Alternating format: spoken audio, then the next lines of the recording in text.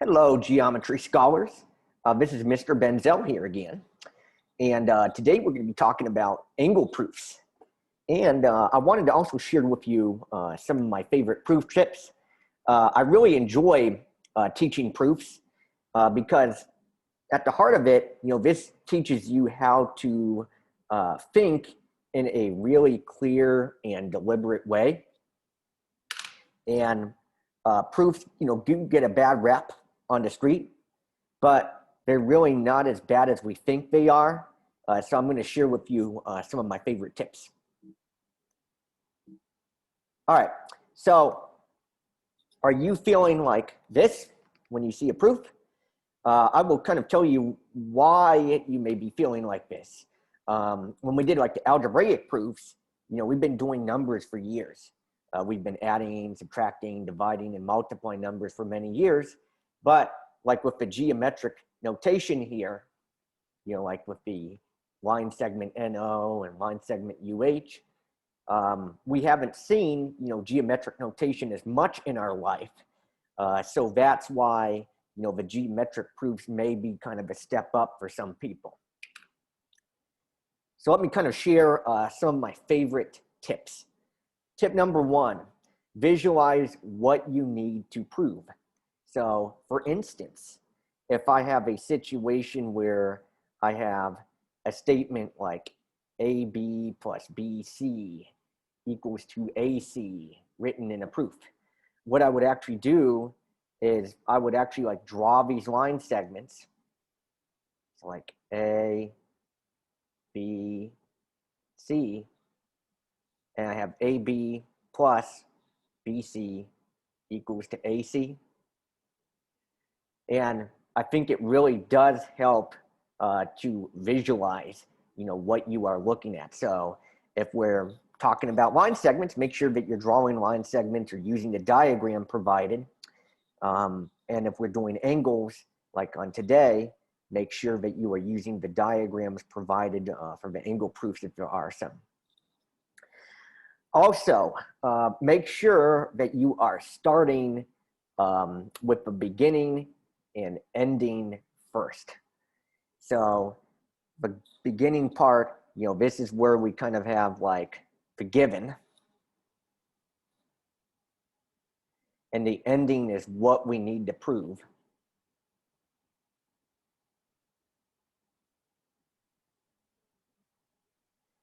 And then the middle part is, where you want to go to next.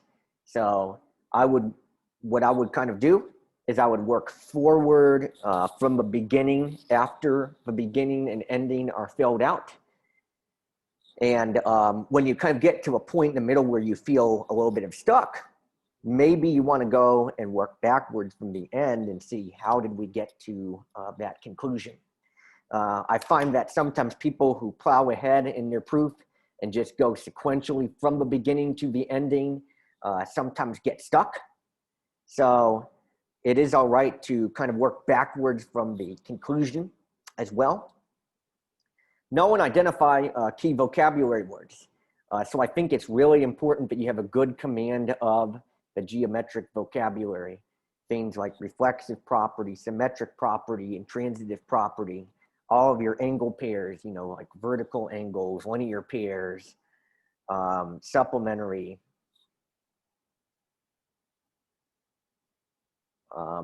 complementary,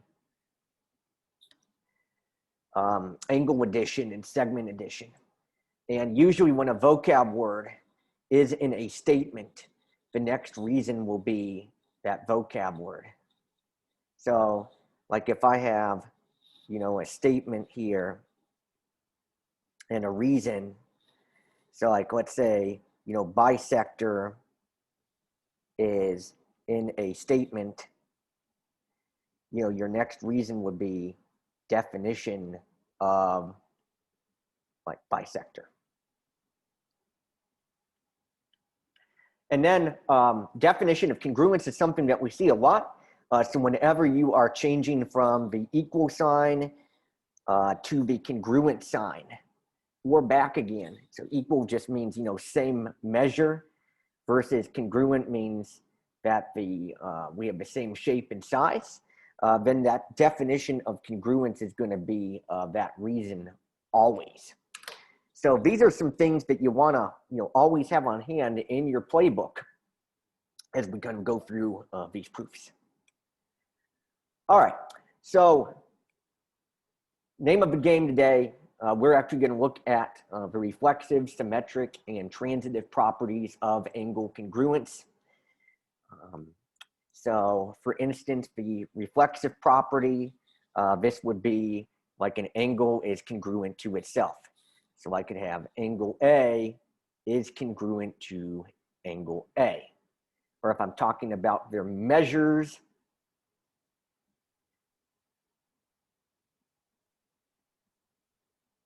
the measure of angle A is equal to the measure of angle A.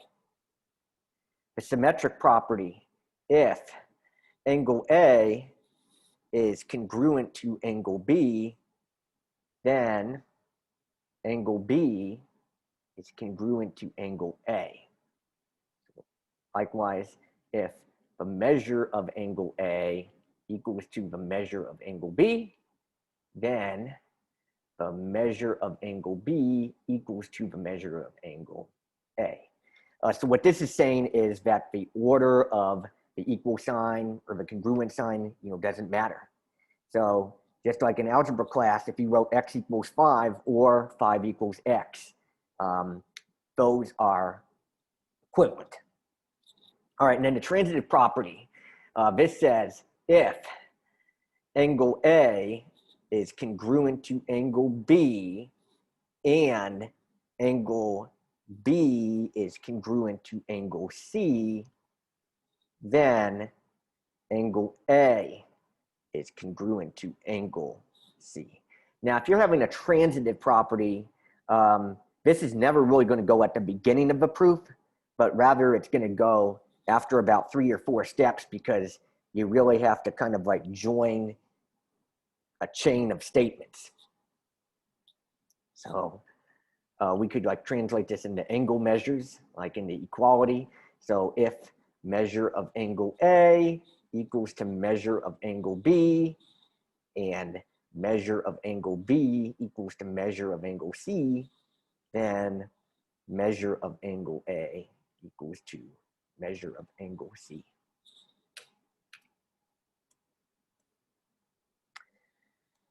All right, let's look at some other useful vocab here before we get started on the proofs as well. One very useful, what you'll kind of see, vertical angles are good sometimes.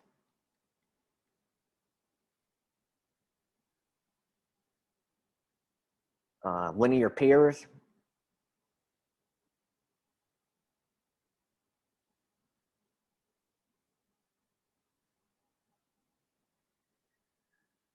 Supplementary, those are the angles that add to 180.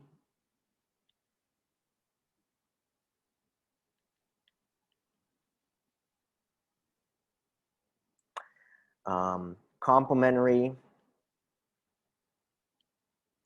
those are the angle pairs that add to 90. And then the angle addition postulate.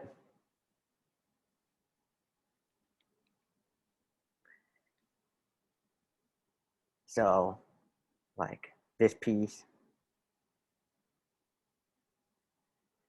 So like my 2 little green angles, they add up to the purple angle here. That's what I mean by angle addition.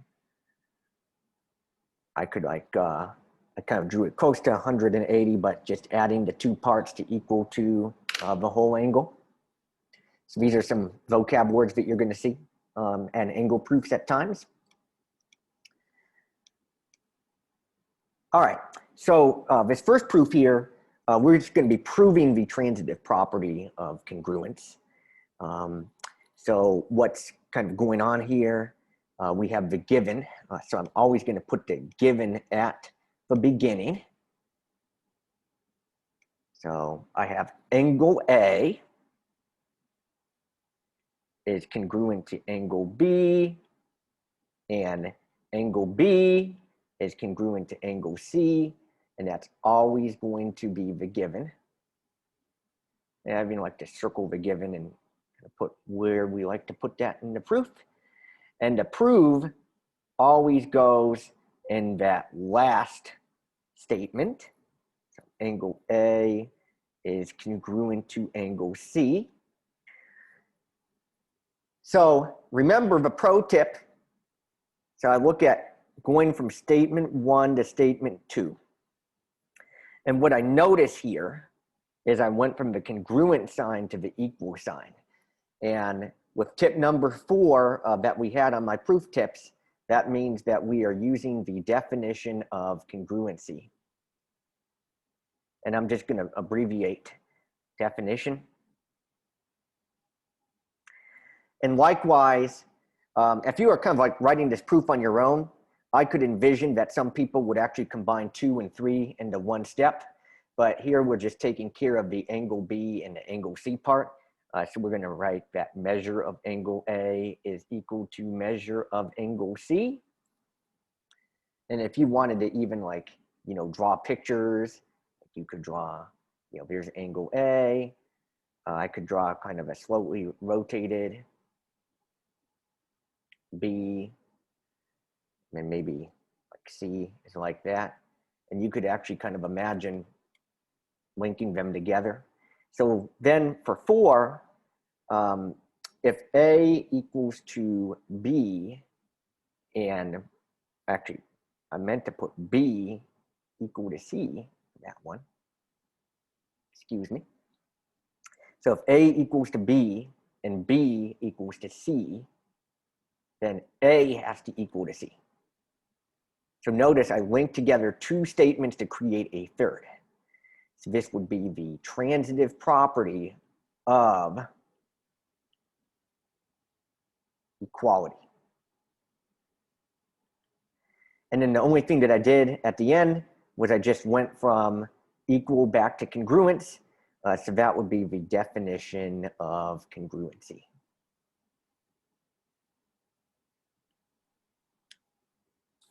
So notice here, what I did, I put the given, I put what we needed to prove, and then I kind of worked my way into the middle.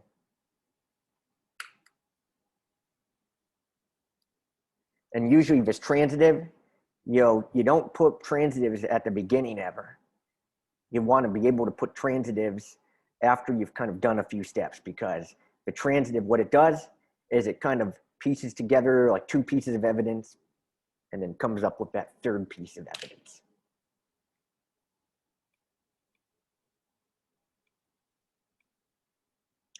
All right, example 2. This says, use the transitive property to prove that the measure of angle 1 equals to 40 degrees if the measure of angle 3 equals 40, angle 1 is congruent to angle 2, and angle 2 is congruent to angle 3. Okay.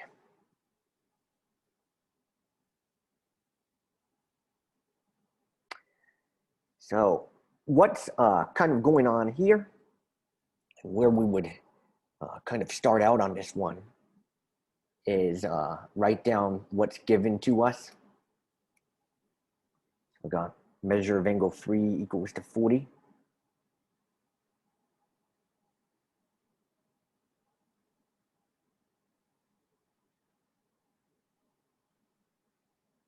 And I have angle 1 is congruent to angle 2. Angle 2 is congruent to angle 3. So if I was like writing proof on your own, you could either like combine them into one step, or you could actually break them down into separate steps, but that's your given. And where we would like to end is that measure of angle 1 is equal to 40 degrees. That's where we want to end. So what we have here, I have angle 1 is congruent to angle 2, and angle 2 is congruent to angle 3. Now notice I kind of combined the given into one step, but you could kind of like argue that these are 3 steps. So I could say that angle 1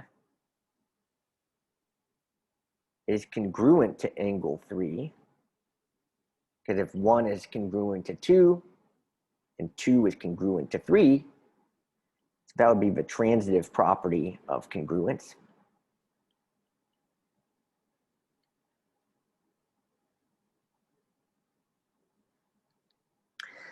And notice, and this is where I'm talking about working backwards. Notice I have an equal sign that's going on. So I have to somehow get to an equal sign.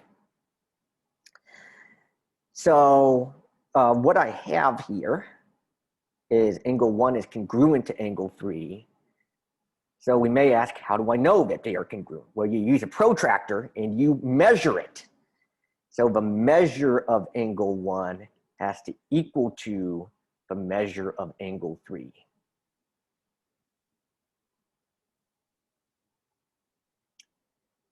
And that would be the definition of congruence.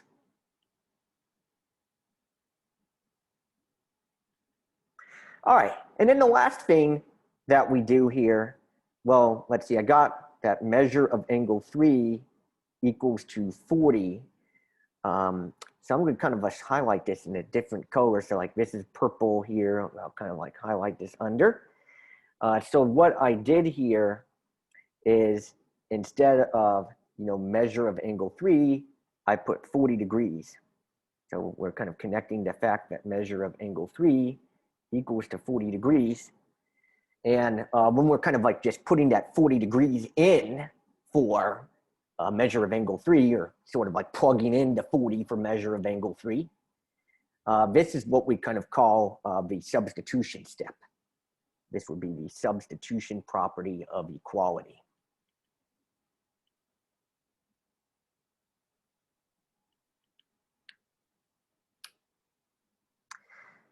So let's pause here for a minute. I want to give you a good tip as you're kind of navigating through these proofs. I encourage you to kind of look at, example 1 and example 2. And I would love if you, on your notes, maybe make some observations about what do those proofs have in common with each other. I remember, when I was taking geometry, the way that I mastered proofs was I looked at proofs that were already done and I said, okay, what are some things in common with the proofs that I have already done? And I tried to look for some patterns, things like, where to put the transitive property, how we use substitution in places, or like, changing the congruent sign to the equal sign. So I encourage you to, take some observations with example 1 and example 2 and think about, what are some things that are in common.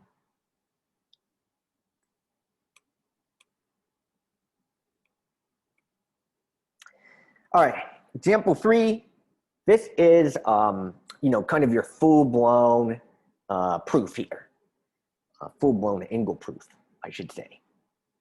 So this is proving the congruent complements theorem. So complements just means that the angles add to 90 degrees. We'll kind of put a note on there.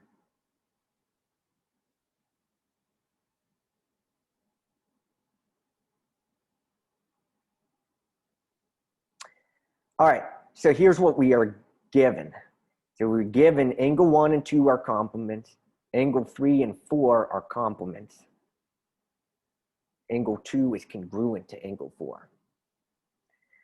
We also put angle 1 being congruent to angle 3 at the end. Now, here's a little, this was part of our tips on the proof. When you see a vocab word, just like in a good English or history paper, your job is to define that vocab word. So that's what we're doing in step number 2. We're saying that the measure of angle 1 plus measure of angle 2 is 90 degrees because they are complementary. So your reason is going to be definition of complementary angles.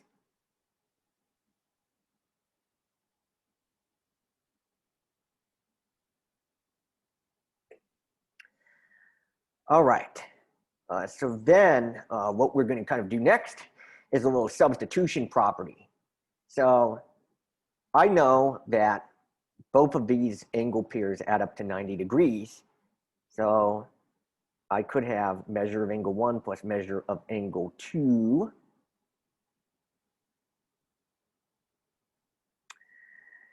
And I could have set this equal then to measure of angle 3 plus measure of angle 4. So what I did here is I just linked these statements together to get to statement 3. Now, number 4, this is coming out of the blue. This is saying that 2 is equal to 4. And you may be wondering, where is that coming from? So if you're kind of lost, maybe you look at the given or what you need to prove. So this is actually kind of in the given as 2 is congruent to angle 4. So if we're going from congruent to equals, so we're going from congruent to equals. This is just the definition of congruency. And step 5 was what I would call the leap step. So this is measure of angle 2 let's see. So I know that measure of angle 2 equals to measure of angle 4. So why not? So I'm just going to change one thing here. I'm going to substitute. So I got measure of angle 1 plus measure of angle 2 equals to measure of angle 3 plus measure of angle 2. And where that's coming from is just from statement 4. So I substituted it in. Now watch this. I got measure of angle 2 here that I'm adding, measure of angle 2 here that I'm adding. So I could actually like almost cancel. So I'm just going to kind of cancel those. And when I'm kind of like subtracting on both sides, I get measure of angle 1 equals to measure of angle 3. And that's pretty much angle 1 is congruent to angle 3. So that would be definition of congruency. This one does have a step where you really do have to kind of take the leap of faith and sneak in that substitution in there. And then what we were able to do, we called 2 equal to 4. So we just put this in as angle 2. And since we were adding the same thing on both sides, we could effectively subtract the same thing on both sides too. That was kind of the trick in this proof. So this is angle proofs. And I know it was kind of an earful today. So I really do encourage you to kind of study the 3 proofs that we just did and look at some things and some patterns that we have in common. So thank you for tuning in, and good luck on your journey for proofs.